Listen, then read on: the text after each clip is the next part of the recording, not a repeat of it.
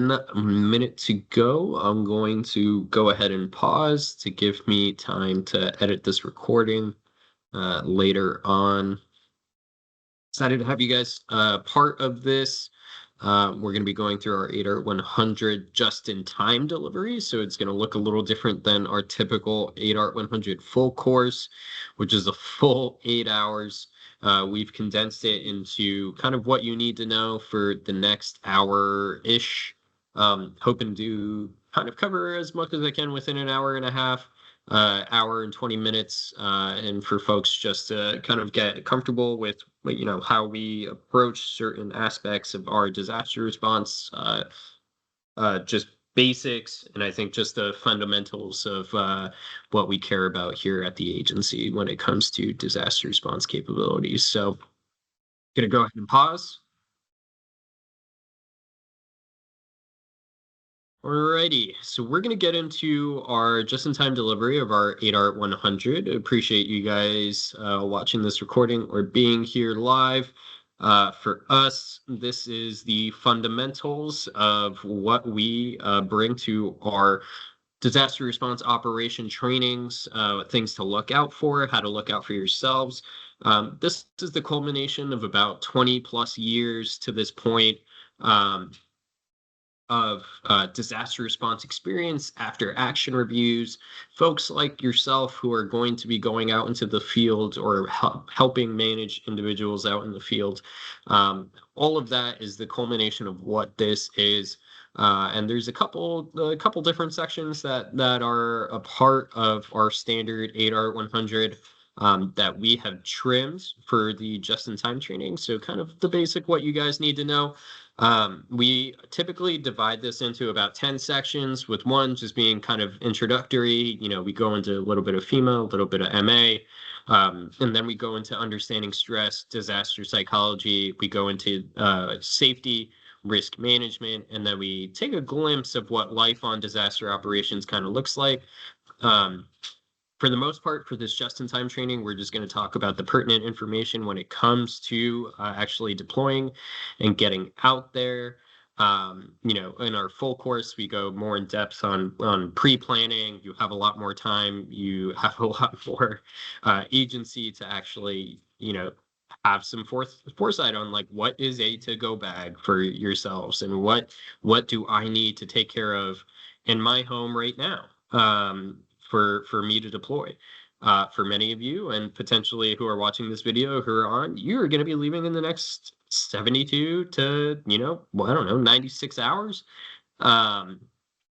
Think about what you need to take care of. What is in your fridge? Have you notified your loved ones? Do you have a pet?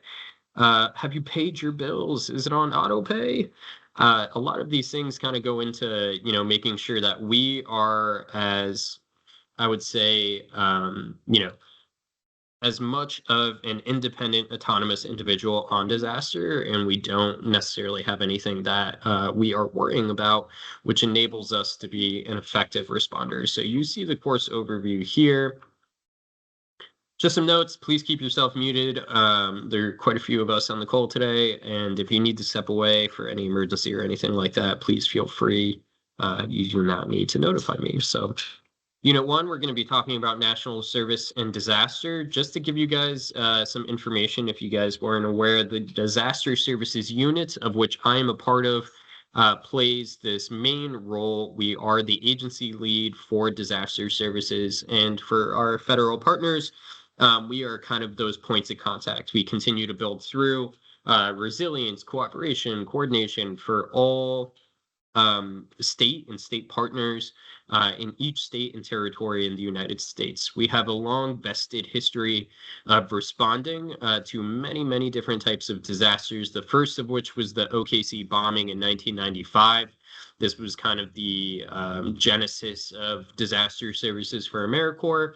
And then we went into September 11th, of which we have many alums that actually served during 9/11 doing donations management and such. So it is, part of our overall response structure It starts at the DSU. We are written into the National Disaster Recovery Framework and the National Response Framework. We have these cooperative agreements with FEMA, and that's what really allows us to get into these places that many others would not have the actual keys to get through those doors.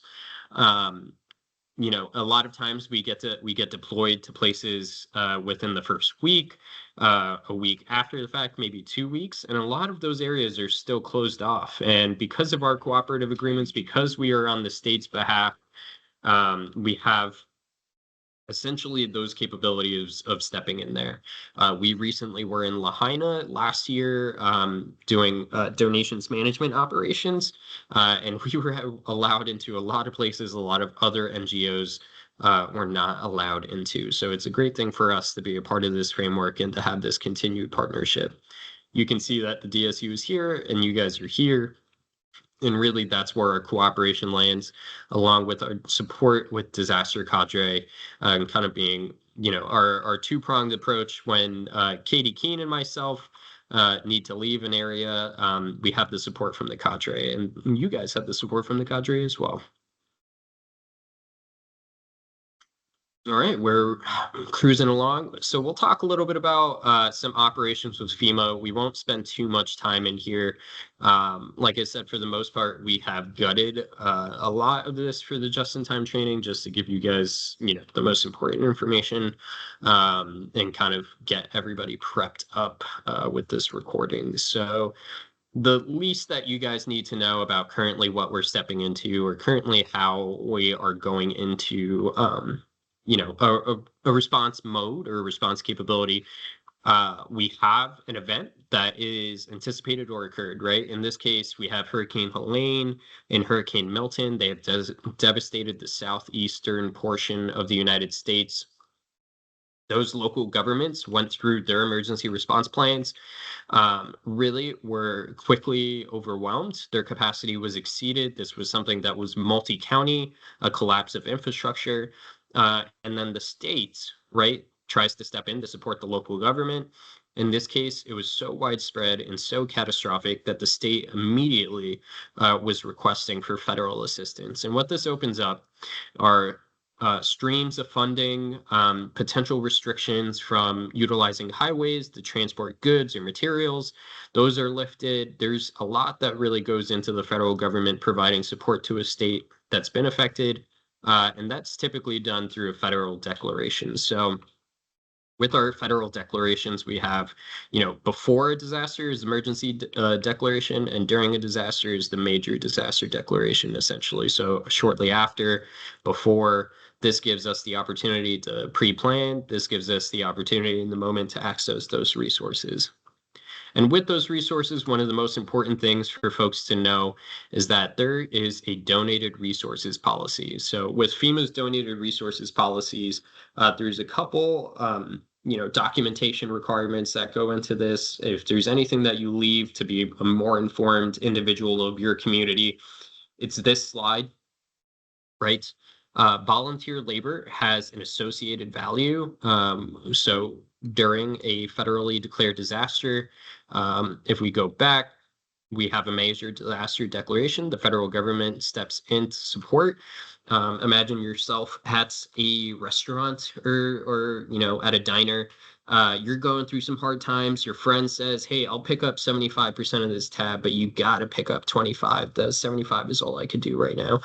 And you're like, "Okay, perfect. Actually, I have this coupon. I had 100 volunteers. 100 volunteers that were, ran through the system. We documented their names, location of service performed, and numbers of hours served. And this is essentially your coupon to redeem that 25%. So all of this, donated supplies, donated equipment, all of that goes specifically to supporting the state in that cost match. So the more we do, the more we document, the better. We may not, during these next couple mission assignments, have the opportunity to be with volunteers and to try to record those hours. But just know that's always a possibility and something that allows us to really be that force multiplier during times of disaster. So just always stick to this. You could always find it on the FEMA website. Just to give you guys an idea of where we're at currently with some FEMA mission assignment operation standards. We are in the approval and ADAR operations stage, right? So we have talked with the state, we've talked with FEMA. A disaster was already declared. We talked with the states about their needs. We've identified those needs. In Florida, they need saw work, mucking and gutting, coordination, all of these things. And now we're in the development, right? I mean, now we're here, but we're heading towards the development in this process. So we talk about, what that support looks like, which ADARs. We talk about which ones internally are going to be best suited for this response, and we kind of go through that, right? We talk about what other state partners need some technical assistance, and then once that's approved, we start to deploy you guys to get on the ground. So this can take 48 hours. This can also take months. It really is up to the state. And one thing that we just talk about consistently is just patience, patience, patience. They are going through things that they haven't gone through in the past, or they're going through things that, maybe that are just unprecedented. North Carolina hasn't experienced a disaster in quite a while. And this is one of the things that, we talk about with, providing grace and providing patience, and especially whenever you meet those state partners. So for our purposes, we always set up a AmeriPort command team structure, an ACT structure. I am the DSU MA operations manager for Hurricane Helene in Florida, and also possibly Hurricane Milton in Florida. And Katie Keene is the operations manager for North Carolina. The DSU MA manager is our boss, Rita Pratt.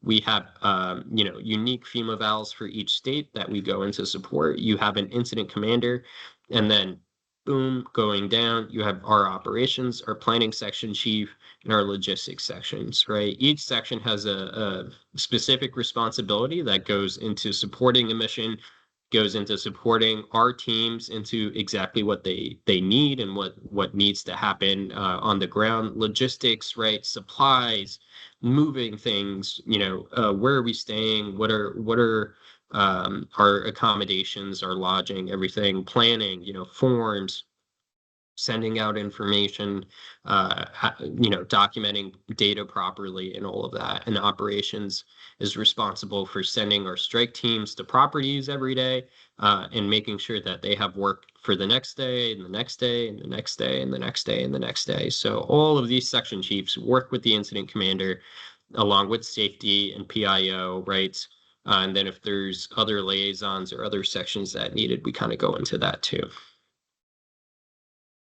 For mission priorities, this is dedicated by the state. It is up to the mission assignment scope of work. We typically write the mission assignment as broadly as possible to allow us the opportunity to really do as much as we can when we go into a property.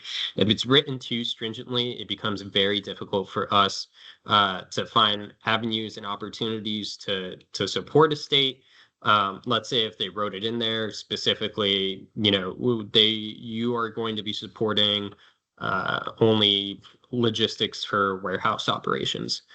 That may seem somewhat broad, but it can be pretty constricting depending on who's reading that. Semantics really comes into play when it comes to some of these federal documents, and we really do our best to actually make it as broad and reaching as possible, right? So our service functions and locations are prioritized by FEMA and the state. I have those conversations with them as the operations manager. And then we go through and we try to support some priority demographics as listed by them. So here you can see first responders. So we can open up those first responders to actually go back and they can go and support the folks that they need to support. It's hard to be a responder if you can't support yourself. EMA staff, rights, emergency management, veterans, we want to free them up to actually go and continue to support the community. And then we go into vulnerable populations. For the most part, every AmeriPort mission I've been a part of, we we only really have like a handful of responders or EMA that we end up supporting over the last like couple of years, at least for my missions. It's mostly vulnerable populations. We go by the FEMA SVI index, which is the socially vulnerable index, which is on their website, and kind of gives us a glimpse into which areas potentially are at most risk for those kind of natural disasters and such. So for our support services, we do a lot of stuff. Um, for this training, I'm not gonna go too deeply into each one of these. I'm actually just going to talk about a few of them. We primarily are going to be going into individual assistance activities for us and our purposes. That includes, right? I believe in North Carolina, there's going to be some opportunities of distribution of life-sustaining supplies. For the most part, we do health and wellness safety checks, which is just checking on the actual mental and physical faculties of survivors. Anytime you interact with the survivor, we count it as a health and wellness safety check, just because you are checking on that individual. If they were in a moment of crisis, you could actually, report that to somebody, and we can get them the help that they need. Really, our big priorities are these direct service, which is granting access to properties, which include hazard tree removals or mucking and gutting. So, anything on the lawn, anything outside of the property, and then anything inside of the property, which is the protection of that property, right? If mold spreads too far and is pretty severe, that structure is going to be condemned. So we really want to get there so we can do mucking and gutting and emergency mold suppression to give them a chance to get to a rebuild ready section of their lives. Essentially, we want to get folks back to a new normal, and part of being a responder is getting them back to that new normal and actually going through these activities. So let's go back just for a second. There may be some volunteer management opportunities. Typically, this includes us running the volunteer reception centers, which could be the opening of volunteer reception centers, database management, which also includes our crisis cleanup database management, intake of volunteers and tracking that, damage assessments, tracking volunteer hours. And then a big proponent of our job typically is the field leadership for volunteers. It's tough to send a bunch of folks out. As you can see here, this was Joplin, and to just say, hey, go support, and if they don't have any leadership, you're leaving them open to some potential hazards or potential risks. Folks are well-intentioned, but if they're not trained or they don't have oversight or proper oversight, they could hurt themselves. So part of us is giving that field leadership and kind of working through that. Another service is donations management. Obviously, we support in warehousing support, points of distribution. We're kind of the points a lot of times when states are overwhelmed with those activities. We step in, we give them kind of that breathing room, and we have the opportunity to kind of work through that. So next, we are going to talk about understanding stress.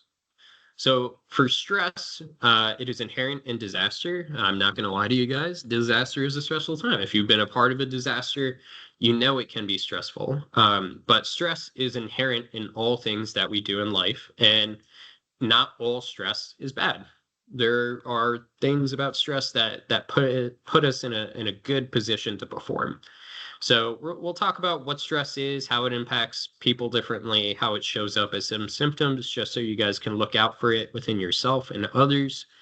Stress primarily, right? We always think of it in this section where you're fatigued, you're exhausted, there's panic, anxiety, anger, and you continue to kind of go through that. And what we really want to avoid is this burnout stage, right? So we don't ever really want to get there. We want to get to a place where we have the opportunity to remain in this peak performance, right? A lot of times disasters hurry up and wait. So you might find yourself on this other side of stress, right? This is a continuous process. This can be every 5 minutes, right? This can be every every day, every week. And it's really up to us to know ourselves and to know what keeps us motivated and stay in this optimal peak performance of stress, right?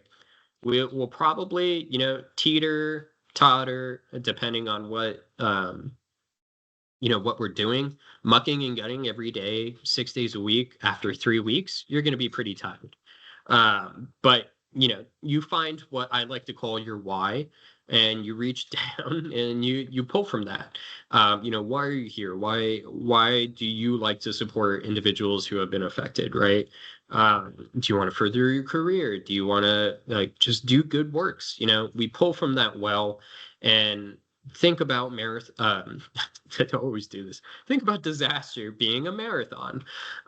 You want to make sure you have enough in the tank to continue forward, and you want to make sure that you know what is going to push you and when to pull back, so you're not burning out, you're not breaking down, but you're not bored, you're staying in kind of that yellow area. So what causes stress? Literally everything. Anything can cause you stress. Suburban layouts, deadlines, money causes everyone stress. Traffic causes everyone stress. Public speaking doesn't stress me out, but I know it stresses other people out. I love public speaking.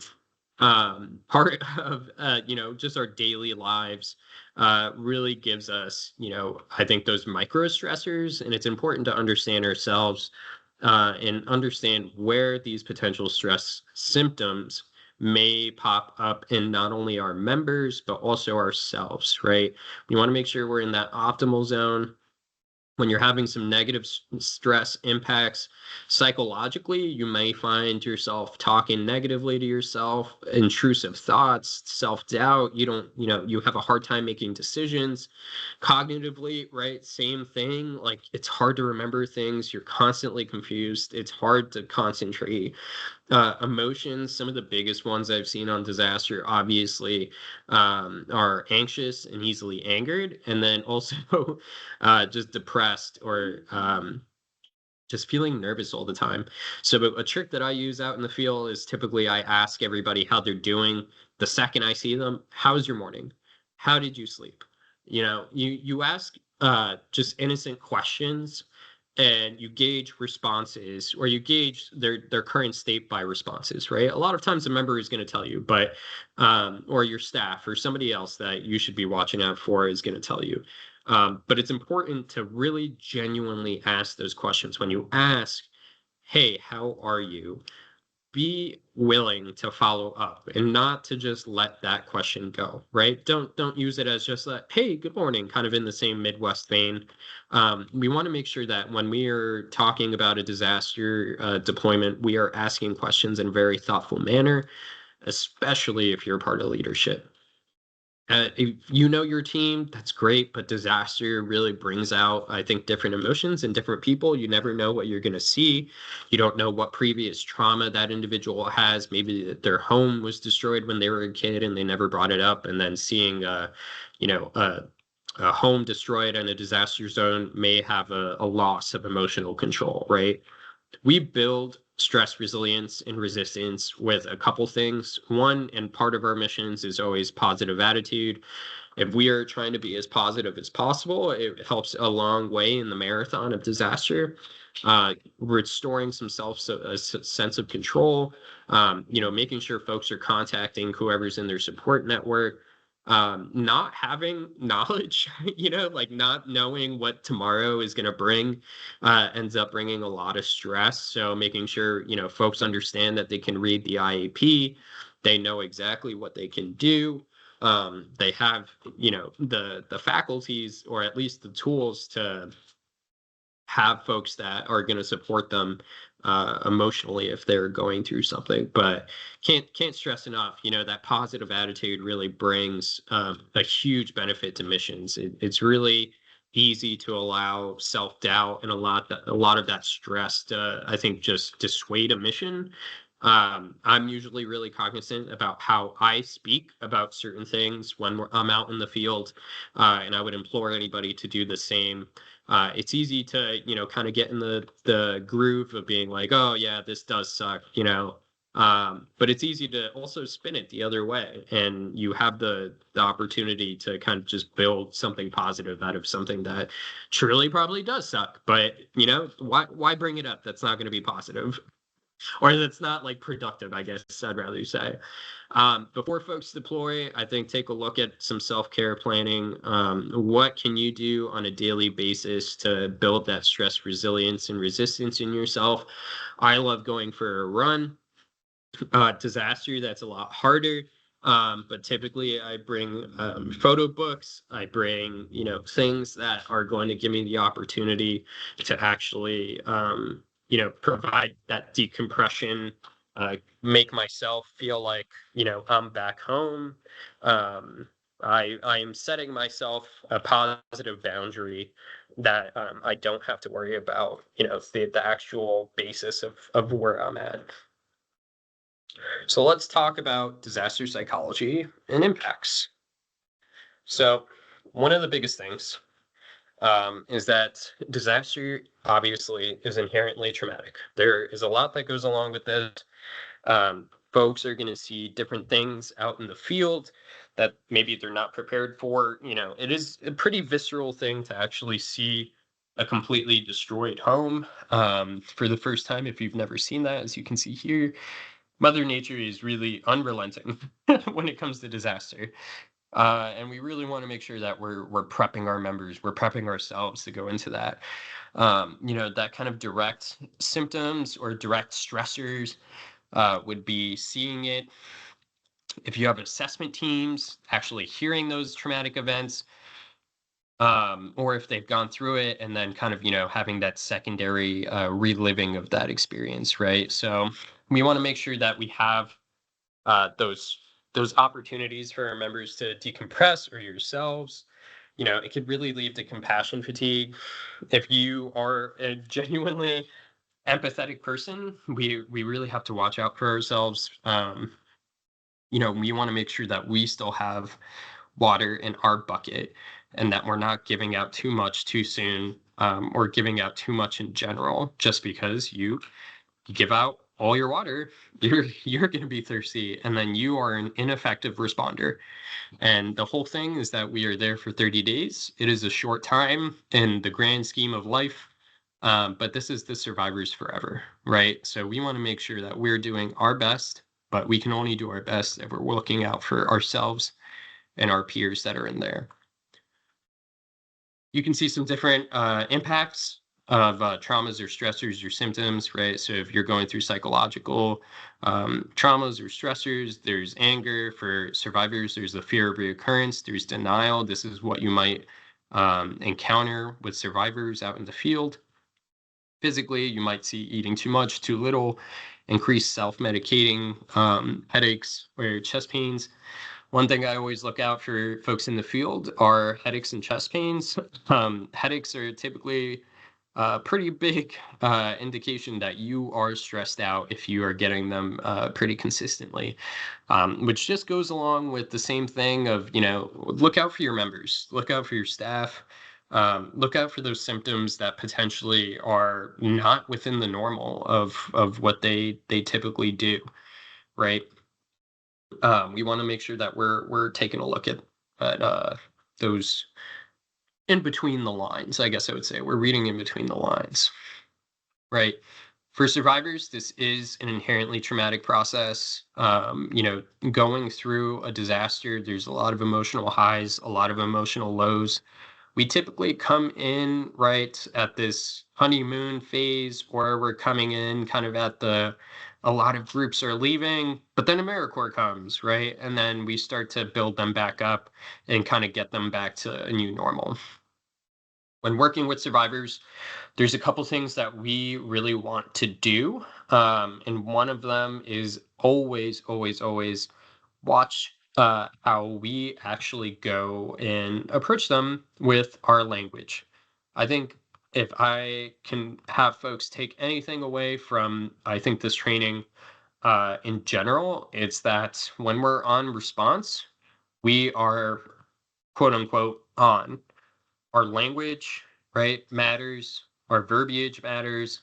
Our inflection matters, and more importantly, our like body language matters to a high degree. Survivors will pick up very quickly if you are not being genuine and saying, "Hey, we're here to help. We're here to do this."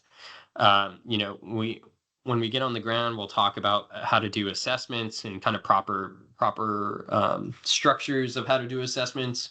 But when we're working with survivors, we want to protect them from danger, right? So we want to look out, if they're living in a dangerous space, we want to give them opportunities or resources to get out of that space or to provide them other resources to make that space safer. We want to provide them accurate information. We want to do active listening, right?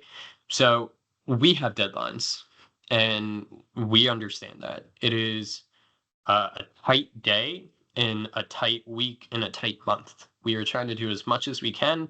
And typically, when we do assessments, we schedule an hour for those assessments. An assessment does not take an hour. It takes, maybe 10, 15 minutes to really understand how to go through a home, understand what needs to go, come out, maybe half an hour at the most.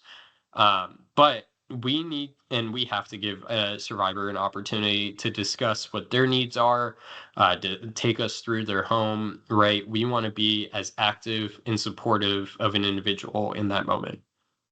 Now, I guess what I don't advise, right, is opening yourself up to potentially traumatic situations. If something is just too overwhelming of a story, too overwhelming of a property, it is always okay to say no. If a survivor is berating you, if they're being angry, they're being mean, you don't feel safe there, it is always okay to walk away.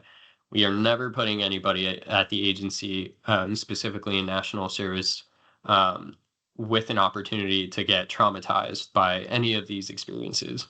Disaster is a once in a lifetime opportunity. It is an incredible catalyst of professional and personal growth, and it should be, at the end of the day, a happy memory. So it goes along with just kind of taking a look at these tools and taking a look at specifically what we're kind of telling you from a culmination of experience. And one of the biggest things that we could do is just be friendly. It's hard for folks to be mad at us when we're just like, we're smiling and telling them to have a great day.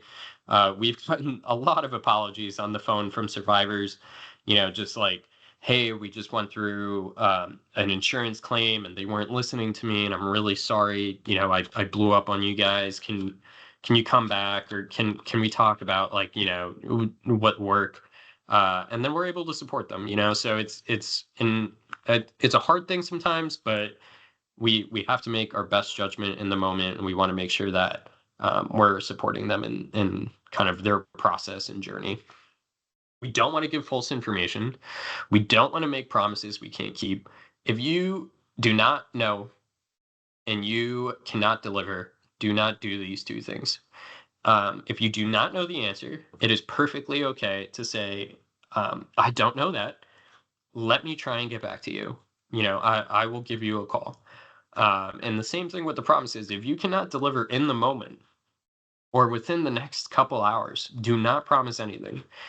That trust, right? We will violate their trust and we will never earn it back. We will not be allowed back into that property. And if they are a sociable individual, we may not be allowed back in that community.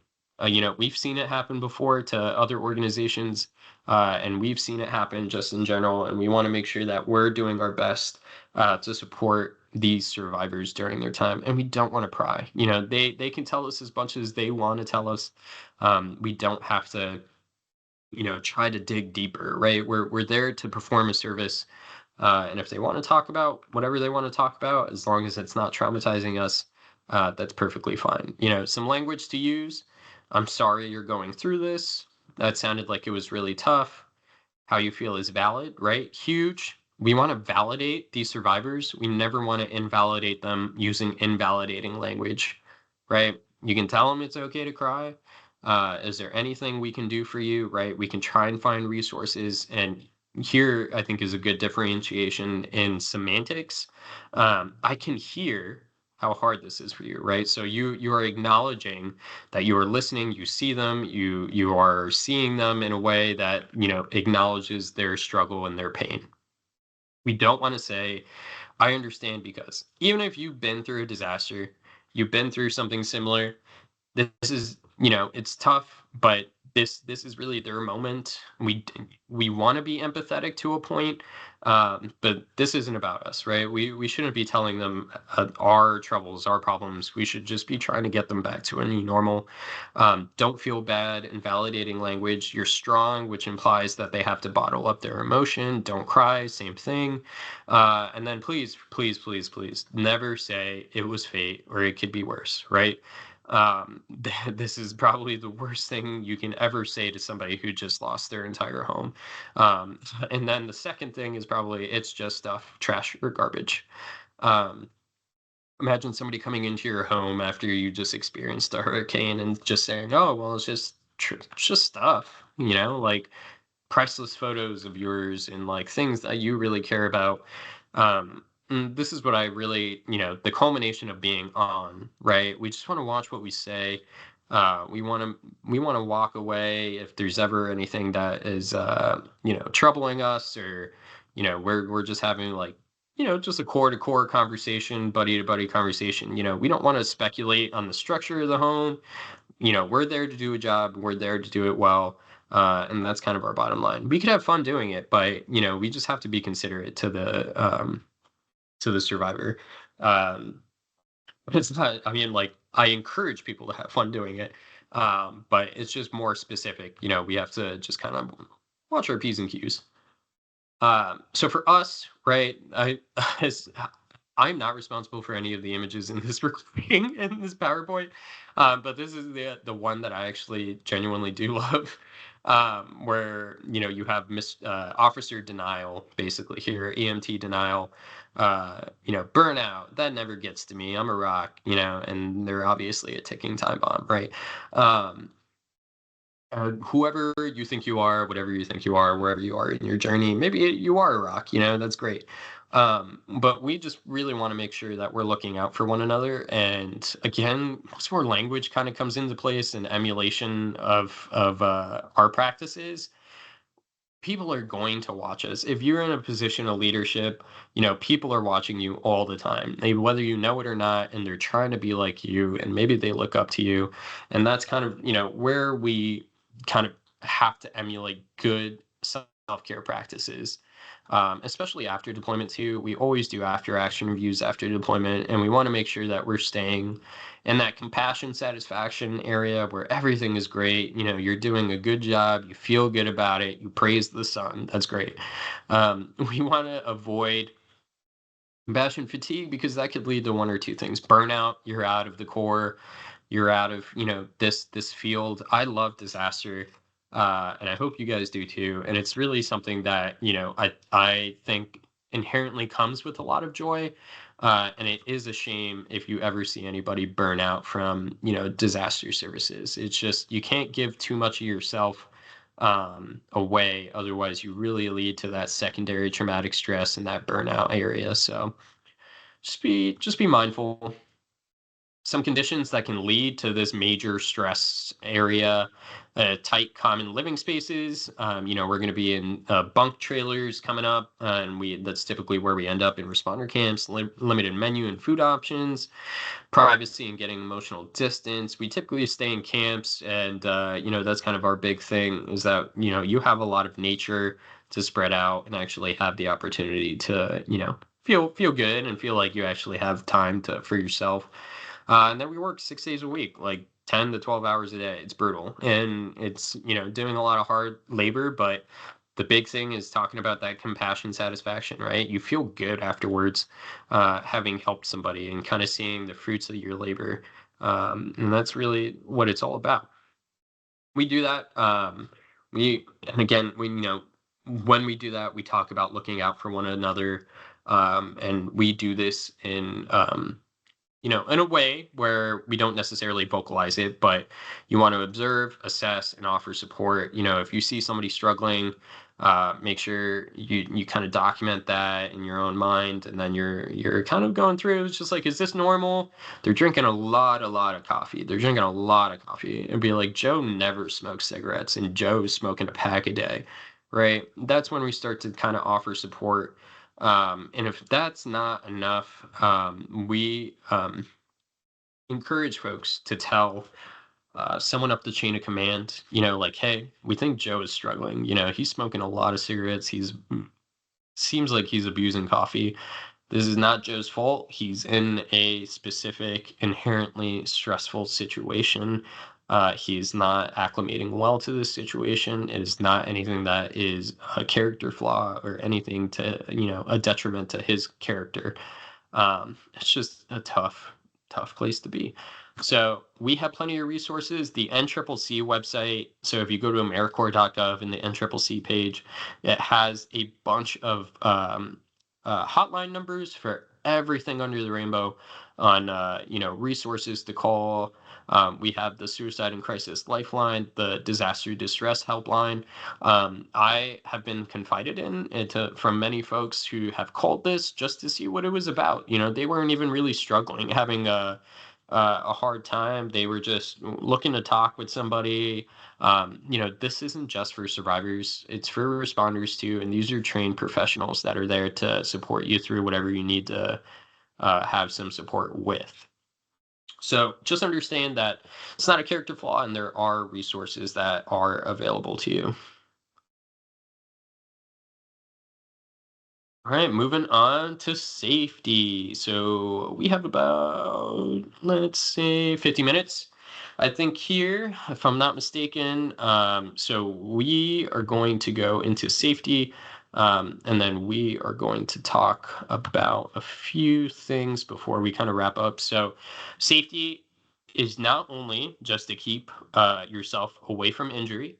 When you are on a disaster deployment, you are not only representing your corps, your organization, you are representing AmeriCorps from a greater sense. And when you think of safety, you have to think of partnerships, branding, credibility, and trust. Because if other organizations, if survivors see you operating unsafely, they are not going to want your help, and they are not going to ask for you to be in their community any longer.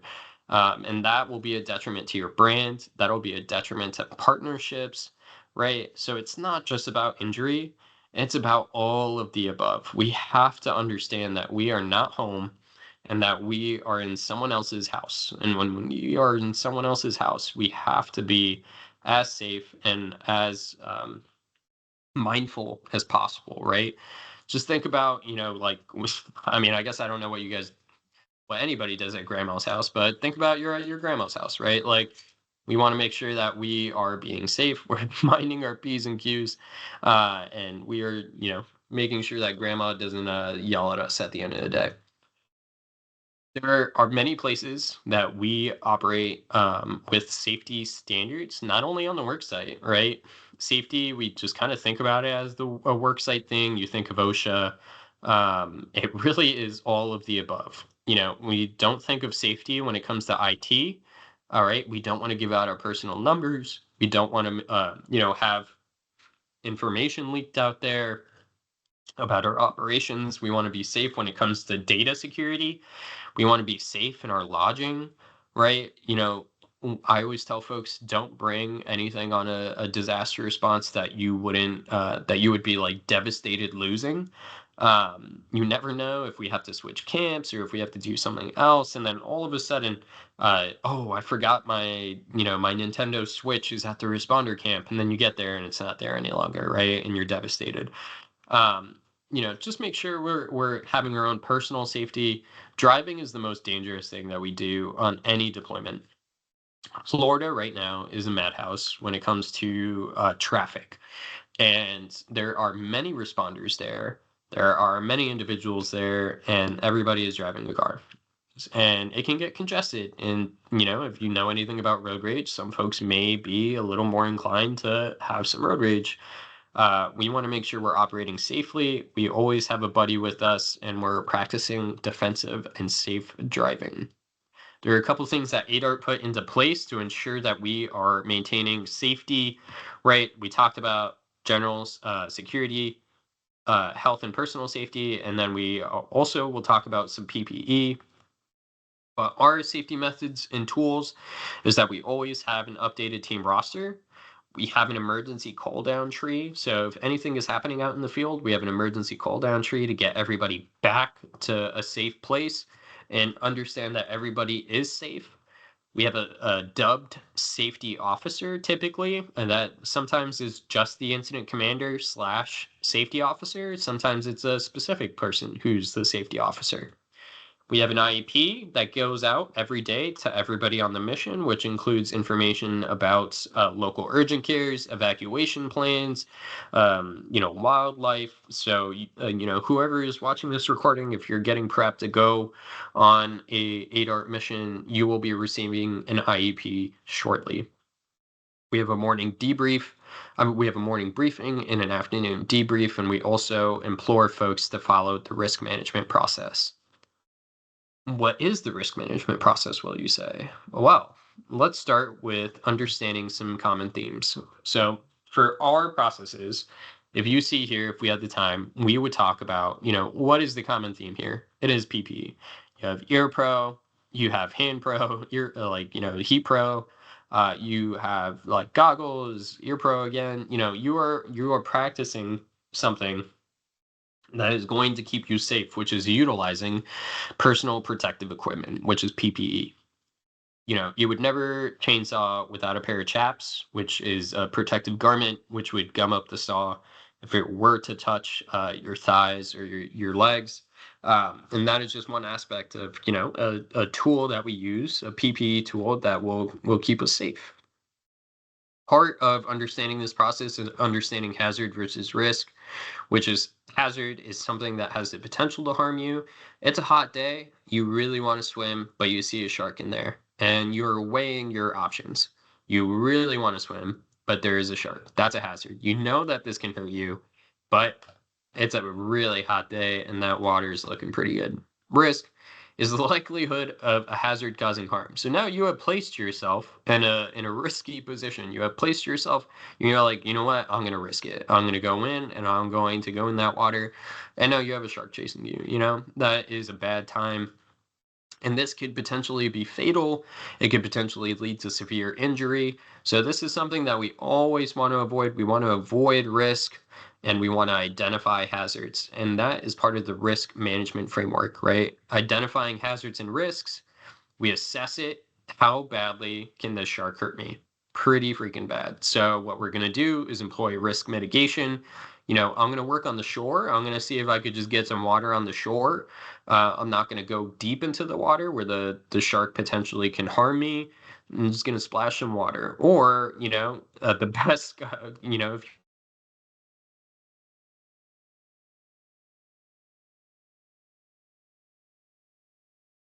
avoidance of that risk or of that hazard. If there's a section in a property that you just do not feel safe working in, that is completely up to you. That is your right to say no. Say we cannot identify any way to mitigate this risk. And the last tool and the greatest tool in our bucket is complete avoidance. Right. And then this is a continuous process and it only functions when people are talking to each other. So if you are in a muck and gut situation, if you are in, a swamping, bucker situation, someone's just bucking up a tree, maybe you're cutting down a tree, making sure that you guys are communicating with folks around you, that they know exactly what the next steps to your process is going to be. Mucking and gutting can feel like you have horse blinders on a lot of times and you can't really hear that well. So making sure that you are, being loud, being clear, maybe employing some hand signs, nonverbal communication, there's a lot of ways to communicate that doesn't necessarily need to be verbal. And what we see is, a lot of times a lot of times it's going to happen, right? You get tired. It's human error. It's human factors. But if we have a risk management failure plus human error, that's really when accidents happen or injuries, right? So we try to mitigate one or the other as much as possible, right? And again, who's responsible for being safe? Everybody and you. You are responsible for safety of yourself, your peers. It's okay to call a timeout. You know what? You identify something that is just sketching you out, and you're like, you know what, everybody, we're leaving this space. You get desuited and you talk about what you saw in there, or you talk about a hanger maybe, or something that you're just not feeling comfortable with, and you see what you can do to kind of mitigate that, right? So if you see something, say something, right? Check yourself and check others. If you see someone operating unsafely, please, please, please shout it out, bring it up to the chain of command. If we are operating unsafely, that can potentially degrade our trust in the community. The community will not trust us, will not invite us back, and others will really go through, and AmeriCorps won't be as welcomed in certain areas as we previously once was. I will go through just this one slide for this section. This is kind of our packing section, pre-deployment. But I will just briefly talk about getting your own stuff in order at home, your finances, your health, your relationships, right? Tell your loved ones that you are leaving. Just don't leave. And make sure that they understand what you're going to be doing. You may not be in communication with them. Try and communicate as much as possible, but obviously on disaster, if your head hits the bunk at the end of the day, you are probably going to sleep. Health, take care of what's in your fridge. Take care of your trash. Take your trash out, right? Make sure your home isn't going to be stinky when you come back, or whatever you're staying in. Medication, if you have, there's probably going to be some easy access to renewing medication if you need to out in the field. But for the most part, it's just better to bring a 30-day supply and just have that. And please do some laundry. If you have not done laundry, please do laundry. It is the worst to bring stinky clothes to a operation that's going to get you stinky anyway. And then that smell does not go away. Like, once you have a stinky shirt, that shirt is stinky. So please, please, please, do your laundry, take care of your stuff at home, and just go through what you really need to take care of. So let's talk a little bit about some life on disaster deployment for this kind of last 10 to 20 minutes. Disaster deployment. Imagine it. Whoa, maybe this is your first one. Maybe this is your second one, your third one. Disaster can be tricky sometimes. Sometimes you get really lucky with lodging, and lodging is a 5-star accommodation responder camp that people are feeding you. You have showers that are hot. You're sleeping in air conditioning, which is what I consider 5-star accommodations. And sometimes you're in a church basement and there's only one air conditioning and it's really hot a lot of times, right? Most of the time, at least in recent years, we have gotten a lot better with trying to find better opportunities for our members to enjoy and actually decompress, like camps. Places that have scenic views, responder camps, usually they have really good accommodations. So we do our best, but we cannot, move through these processes without some true qualities, which include cooperation, right? Respect, and most importantly, flexibility. Disaster is an ever moving, fluid situation. Every day is going to be different. It's going to be hard. People are figuring things out. Sometimes we don't have all the answers the day of. What we preach on a daily basis is cooperating with each other, respecting that chain of command, and just being flexible. Just roll with it.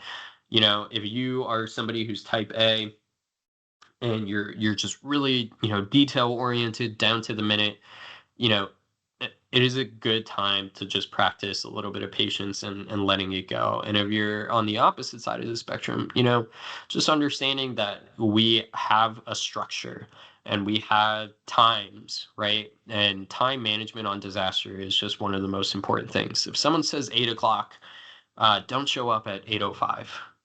No, we are here to help people, and our time is very precious into actually supporting those folks. So if someone says 8, show up at 7:55.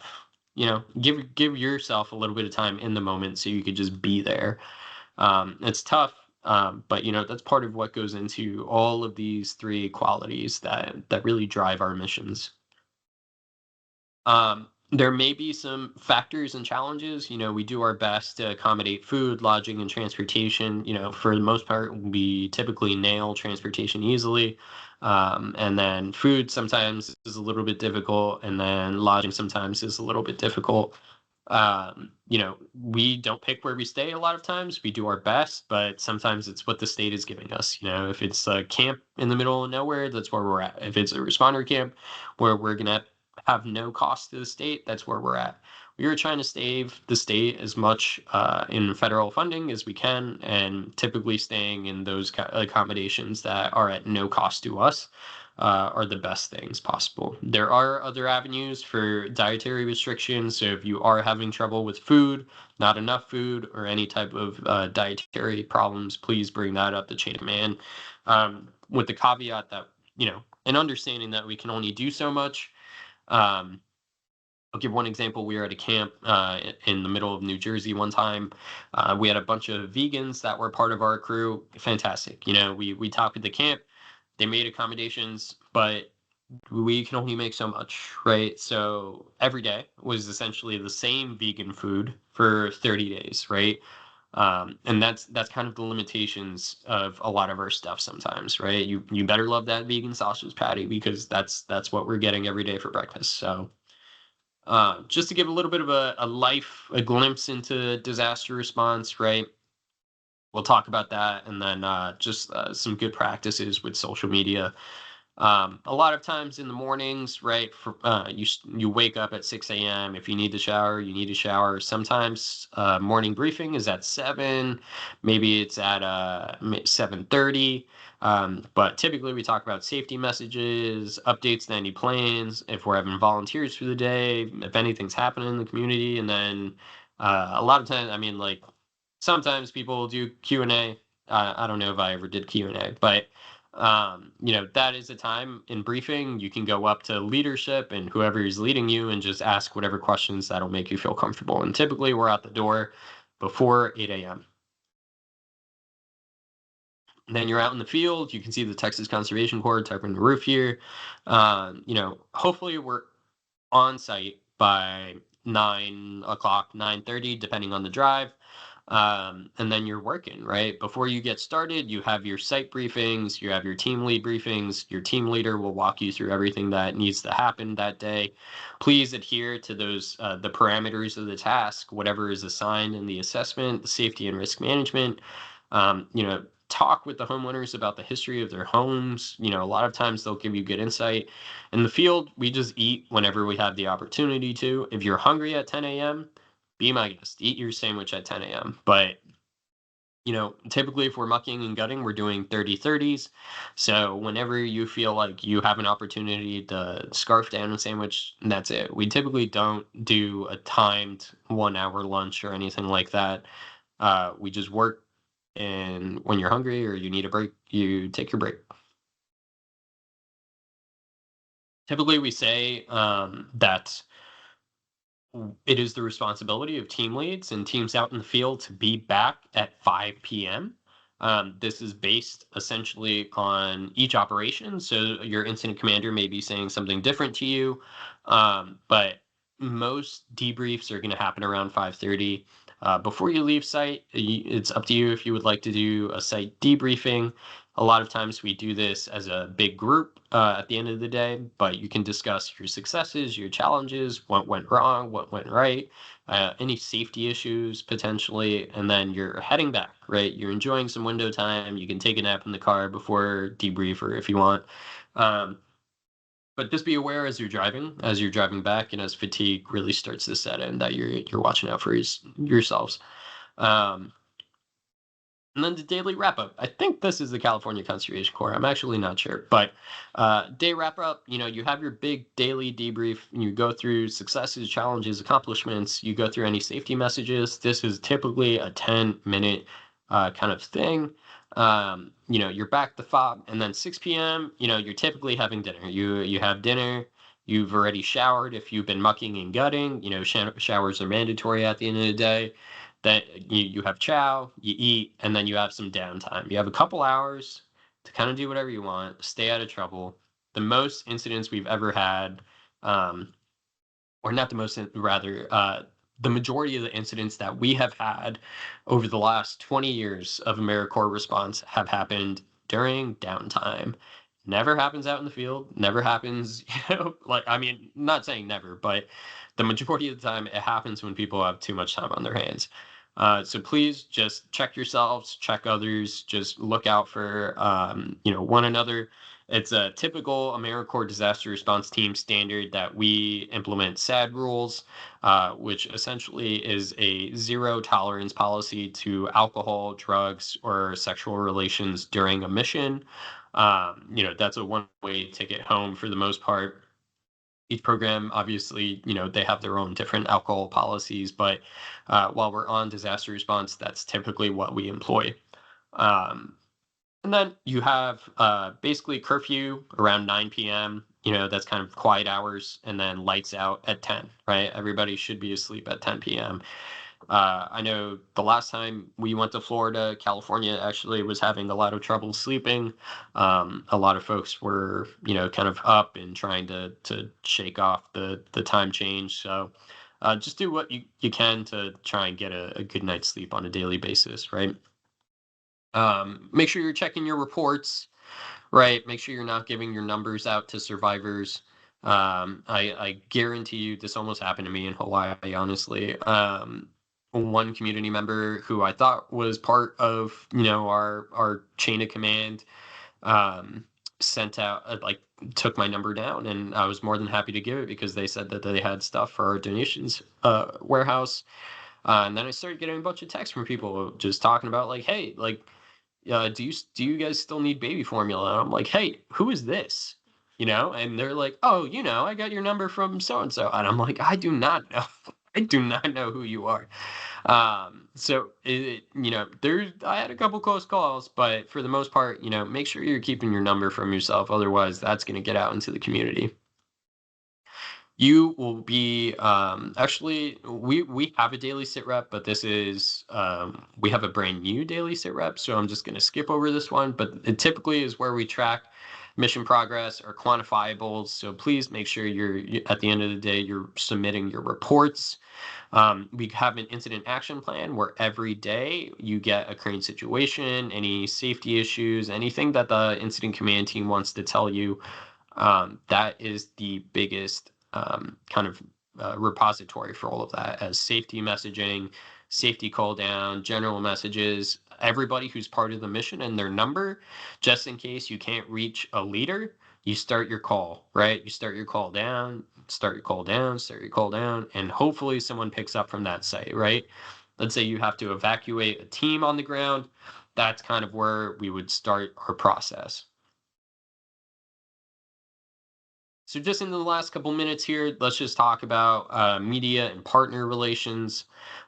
Just some do's and don'ts, right? If we are taking photos for assessments, perfectly fine. Just make sure we get consent and we have a waiver signed before we do so, because our waivers actually have included a photo release form that we can send back to our teams. If you are doing an assessment, I highly recommend at least 10 photos, 10 to 15 photos of the properties, just so you can bring that back to your operations chief and they can see what needs to be done. But please be respectful, get consent, right? Follow your program policies. And if you're doing any photo opportunities, please organize those. Limit it to, not including any PII, not the address, not any damage. We want to be respectful to the community, right? We don't want to just get there and just, take photo shoots and feel good about ourselves. We actually want to do the good work, right? I'll just give you guys an example. There's a couple of these, but, it's pick the good picture. The good picture is B. Why? One, whether they are actually doing something or not is completely irrelevant. In a photo, in a captured moment, it looks like it is an actionable item. He has an actionable stance. They're looking at something. You can see Team Rubicon, AmeriCorps. Maybe it's an assessment. And if we posted this picture, what's wrong with it? You have an address, or you have basically a home identified, multiple homes, all their damage, doesn't look like other people are doing anything. This would be like number one public enemy on like any news site, right? Of just like, they're not doing anything. Opposed to if we put this in the news, it'd be like, whoa, AmeriCorps is really kicking butt, right? So, another example, right?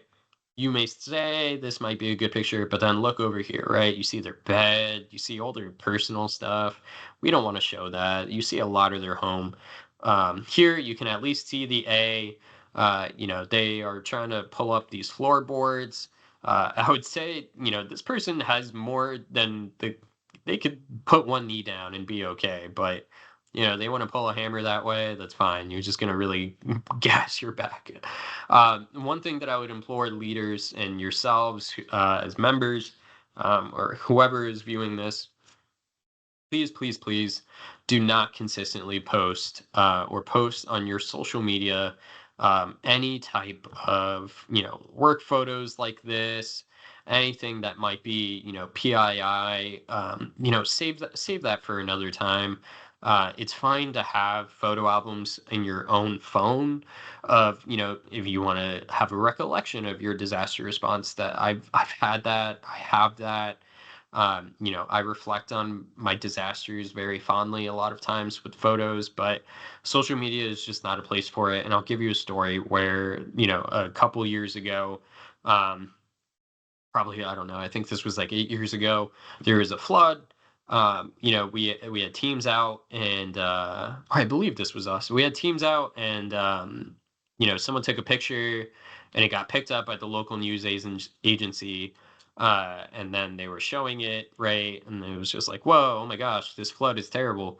Look at this house. It's like completely, gone. And then that was the first time a survivor actually saw their property for the first time since the floods, right? And it was a big deal, big ordeal. So please just, be mindful. Not everything needs to be shared on social media. You can have plenty of photo albums that doesn't include any type of, structural damage or anything like that, right? And plenty of pictures where you could be working and be proud of yourself, and not have anything more identifying than that. Just two last slides before we close out for the day. Media relations. If media approaches you, especially during what is currently now on October 17th, 2024, we are in the midst of a political cycle, or an election year. So if media approaches you, just be friendly, and then send them up the chain of command, right? Do not answer any of their questions, talking about what we're doing here or anything like that. Just say like, hey, I'm not the individual that you should be talking to about any of our media. We have a media relations person that's our team lead, and then we can present, send this all the way up the chain of command, and then we can essentially craft a statement for them that they can use, right? So we can obviously identify ourselves as AmeriCorps members, but a lot of times any questions they ask are fishing for information that could be potentially used against us or for us. We don't know, but it's better not to take that risk. While we go out into the field, there are a lot of partners that are going to be out there. So please, please, please be respectful. We're going to be staying potentially in responder camps, or you may be staying in responder camps that a lot of these folks are housed in. This is a teamwork makes the dream work capacity. Everybody is trying to do their best. It is a we trying to help people, not an us versus them. Right. When we introduce ourselves, we can say which organization we're with. Disaster is a very small world. I have bumped into many people I have seen on like disasters 5 years ago. And I'm like, oh my gosh, what are you doing here? And it's like, oh, well, I work for so and so now. So just be careful. You never want to burn any bridge. You just really want to fade nicely. And then if you rekindle that relationship, that's great, but we really want to assume positive intent always. Till someone gives us a reason not to, assume positive intent. Alrighty. So it is 3:08. I essentially fit an 8-hour training into about an hour and plus or so. So I'm gonna open it up for questions if anybody has any questions about the materials we went through. I'm going to stop the recording here in a second, but that's essentially our 8 Art 100 just-in-time training, the least that you need to know, kind of about stepping into a disaster situation, what you may expect, disaster stress, disaster psychology, things along those lines.